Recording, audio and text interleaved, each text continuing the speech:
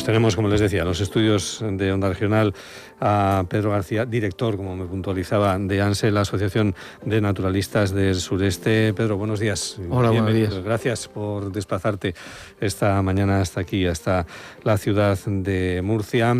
En mayo de 1973, vamos a hacer un poquito de historia, un grupo de aficionados a la ornitología habían coincidido en Pamplona. Estaba leyendo ayer, en 1971, habían coincidido ellos, venían de aquí, de la región de Murcia, en una especie de congreso de ornitología que había. Establecieron conexiones y en mayo de 1973 estábamos todavía en los últimos años de la dictadura franquista. Conseguían poner adelante y crear la Asociación de Naturalistas del Sureste. Fue un poquito más tarde cuando Pedro García se incorporaba. Yo tengo que fue en el año 1984, Pedro. No sé si fue... Sí, formalmente digamos que sí. Algún año antes haciendo cosas, digamos que como socio, cuando uno alcanza la mayoría de edad y le permite a la familia que haga ciertas cosas, ¿no? En aquellos tiempos era así. Año 1984, año 2025. ¿Cómo ha cambiado el Mar Menor? 41 años. Bueno, ¿A peor? ¿A mucho peor? Cualquiera que piense con esa perspectiva seguramente coincidirá conmigo que ha cambiado de manera muy sustancial.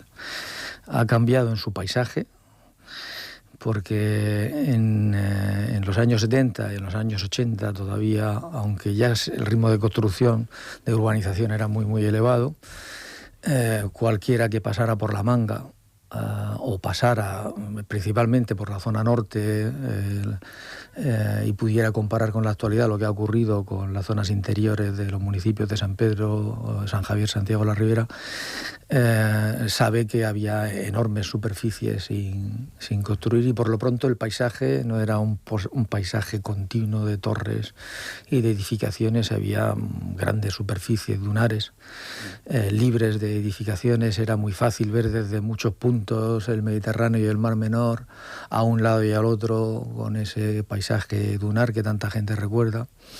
Y desde luego las aguas del Mar Menor se parecían poco a lo que son actualmente. Y además de las aguas, sobre todo los fondos. Y las aguas, los fondos y la vida del Mar Menor, ¿no? La vida del Mar Menor, pues eran años en los que pues mucha gente recordará que llegaba el verano, que se ponía en la orilla tranquilamente sentado y metía las manos en la arena y cogía berberechos y los abría con una navaja y le echaba limones y los comía, que había caballitos un poco por todas partes.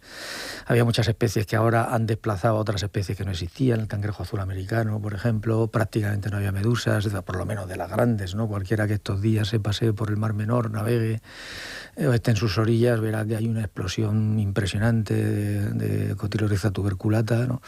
En aguas de color verdoso todavía, ¿no? En la época en la que nos encontramos ha cambiado muchísimo, y ha cambiado principalmente, desde luego si lo comparamos con aquellas fechas, ha cambiado para mal. Tal vez lo único que habría cambiado para bien sería que por aquella época no había ninguna figura de protección, y ahora paradójicamente hay un montón de figuras de protección. Sin embargo, por aquella época está, digamos, a nivel de biodiversidad y de paisaje muchísimo mejor de lo que está ahora, claro. ¿Tiene solución el Mar Menor? ¿Cómo lo ves, Pedro? Bueno, a corto plazo no, evidentemente. Lo hemos comentado muchas veces, y especialmente estos años, especialmente el año 2019 y en el 21 con las dos mortalidades, lo hemos comentado mucho. Entonces, el gran problema cuando se produce una hecatombe ambiental, yo creo que le podemos llamar así, como las que se han producido en el Mar Menor, desde luego lo que resulta complicadísimo es darle la vuelta, recuperarlo en un periodo de tiempo corto, ¿no? Sí, recuerdo todavía en la mortalidad, fijaos que estamos ya muy próximos a las fechas, a octubre del año 2019, cuando se produjo la primera mortalidad. Yo recuerdo que entré con una embarcación, había dejado a los anilladores de ANSE voluntarios en Isla Grosa en la campaña en otoño. La semana pasada empezamos la campaña para anillamiento de las aves que cuando llega el otoño se marchan a África, que vienen del norte de Europa, pasan por nuestra tierra, y llevamos años estudiándolas en Isla Grosa, descansan en Isla Grosa y a partir de ahí toman rumbo sur hacia Argelia, cruzan el desierto del Sáhara, muchas de ellas, en fin. Y recuerdo que entraba con la embarcación y me encontré con ese olor, con ese cambio de la coloración de las aguas, con los animales muertos, ese rosario de animales muertos conforme llegaba hacia la lonja de Lopagán. Y recuerdo que me encontré en la playa cuando llegué al presidente de la comunidad autónoma, con el entonces consejero de Medio Ambiente, con representantes del sector científico y tal. Y digamos que tras un primer momento de muchísimo enfado y algún comentario con el presidente, recuerdo que el entonces consejero de Medio Ambiente preguntaba, dice, bueno, ya sabemos que esto es un desastre, estamos intentando ver qué se puede hacer, y dice, ¿tú qué harías ahora, de inmediato, urgentemente, para que podamos solucionar el problema de la falta de oxígeno y que esto por lo menos no siga? Y tal. Dice, bueno, es que ahora no se puede hacer nada con urgencia. O sea, cuando un ecosistema como el del Mar Menor estalla, las soluciones no son inmediatas. Entonces, ¿podemos cambiarlo? Bueno, pues hay cosas que las podemos cambiar, que podemos recuperar, que requieren, en cualquier caso, un esfuerzo enorme y que no son rápidas, que pueden ser lentas. Y hay ciertos cambios que ya no vamos a conseguir. O sea, devolver al Mar Menor las condiciones de salinidad cuando está tan abierto al Mediterráneo como ahora es inviable, porque si se cierra y sigue recibiendo los volúmenes de agua dulce y de nitrato del campo de Cartagena, pues puede ser que colapse continuamente o que sea un colapso permanente, por lo menos en una parte de la superficie. Entonces, sí, es posible, desde nuestro punto de vista, parte de las medidas que se están tomando son las adecuadas, pues por ejemplo, haber reducido en alrededor de unas 9.000 hectáreas la superficie de regadío, eliminando el regadío ilegal, es clave para estabilizar un poco la situación. Parte de las medidas que con mejor o peor éxito se están aplicando de la ley del Mar Menor, unas más lentas, otras menos lentas, por ejemplo, todo el sistema de setos multifuncionales. Barreras vegetales. Entonces, creemos que es una de las medidas interesantes.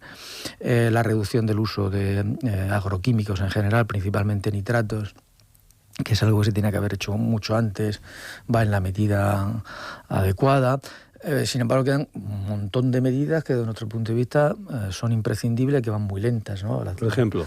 Pues, por ejemplo, todo el cinturón verde del Mar Menor, compra o expropiación de terrenos para crear un cinturón de vegetación y limitar parte de los efectos de las escorrentías o naturalizar, ¿no?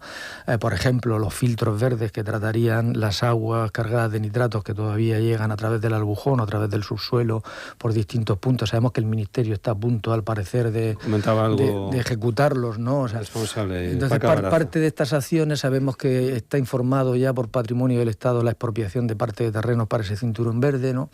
Hay un conjunto de medidas que son muy potentes y que todavía no se están aplicando. Por ejemplo, cómo se actúa sobre el acuífero subterráneo, ¿no? Que es ¿Qué hacemos con eso? Porque es la un polémica elemento está ahí. importante. Parece que había algo de polémica, alguna discrepancia en la reunión que mantienen ayer los representantes de Comunidad Autónoma y del Ministerio respecto a ese asunto, ¿no? Si bajar el nivel freático, sí o no, del cuaternario del... Bueno, yo creo que no hay tanta polémica en cuanto a que hay que actuar sobre el acuífero. O sea, yo, por lo que, en fin, hablamos con distintos departamentos del Ministerio de Medio Ambiente, con la comunidad autónoma, con los ayuntamientos o con ciertos sectores, como por ejemplo el de la agricultura, o sea, yo creo que en general sí hay coincidencia en que hay que actuar. Otra cosa es cómo hacerlo, ¿no? Es decir, si debe ser la administración o una entidad que trabaja para la administración la que, por ejemplo, regule la extracción de agua, luego cuáles son los caudales que se deben de extraer y qué se debe hacer con esos caudales para evitar que luego, por ejemplo, se generen, si se desalan, se generen salmueras, y esas salmueras cómo se vierten también, ¿no? Entonces, es una situación muy, muy, muy compleja. La situación no es fácil, pero desde nuestro punto de vista sí, hay que actuar.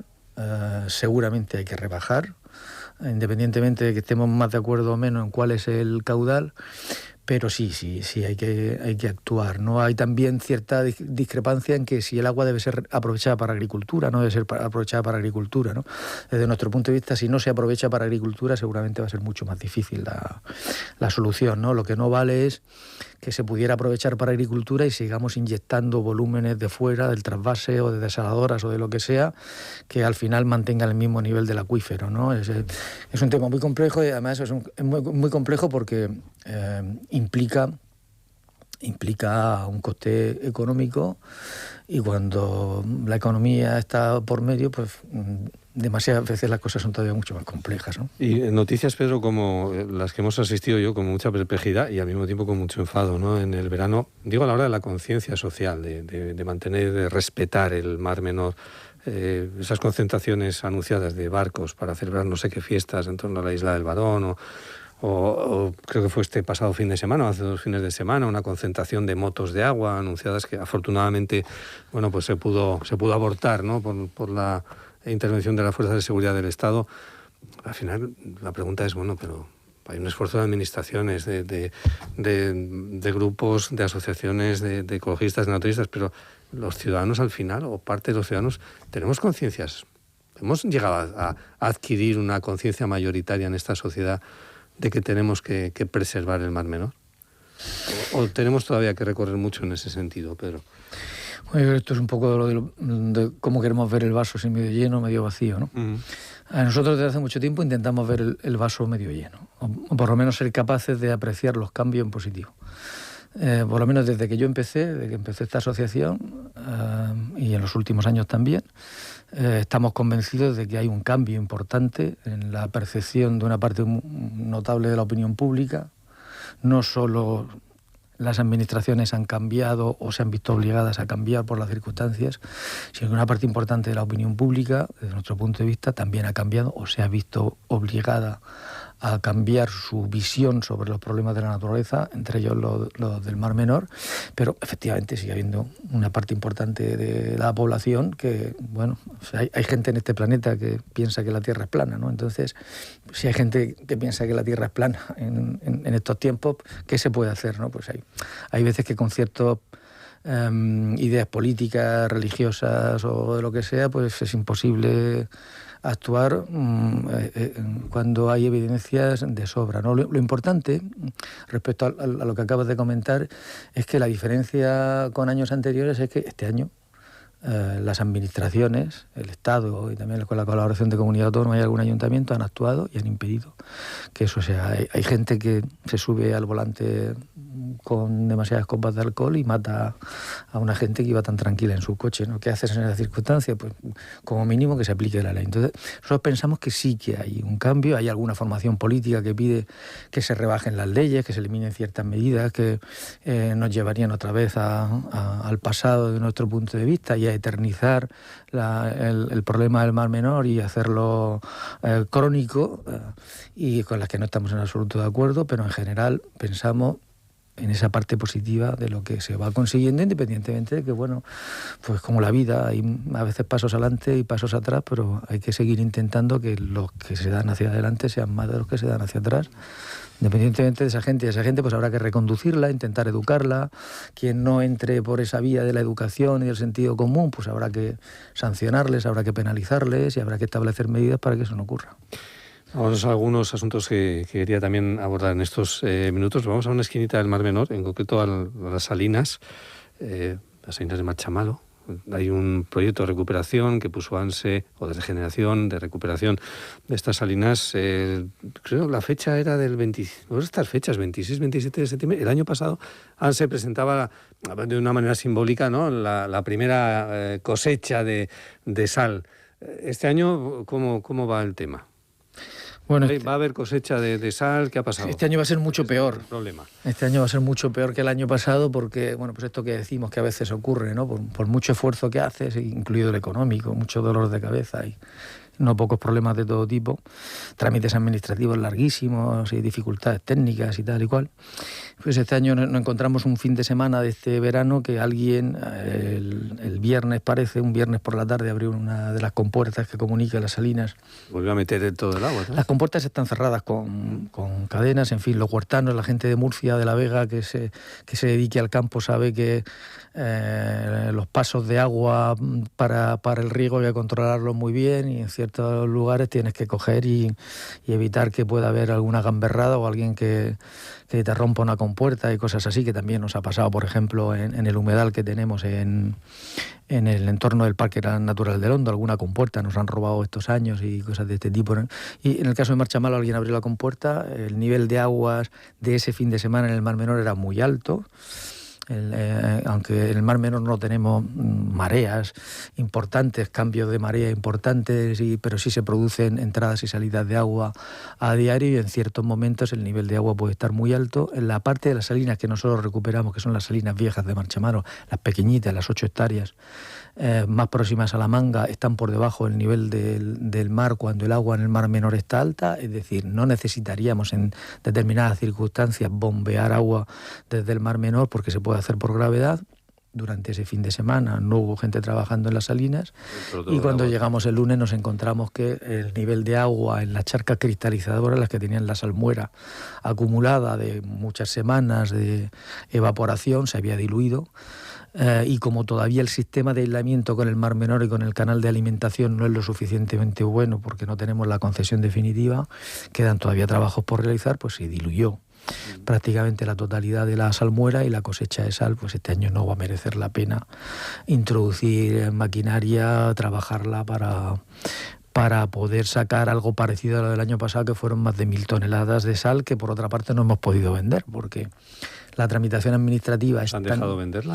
No hemos podido venderla porque todavía no tenemos la concesión definitiva de las salinas. Si no tienes la concesión definitiva, no tienes el permiso de minas de la comunidad autónoma para aprobar el plan de labores, y no puedes obtener el certificado de comercialización de la sal. Por tanto, hasta que todos esos trámites no se terminan, empezamos el proyecto en 2019. En 2019 compramos la concesión al heredero, a uno de los herederos de los salineros.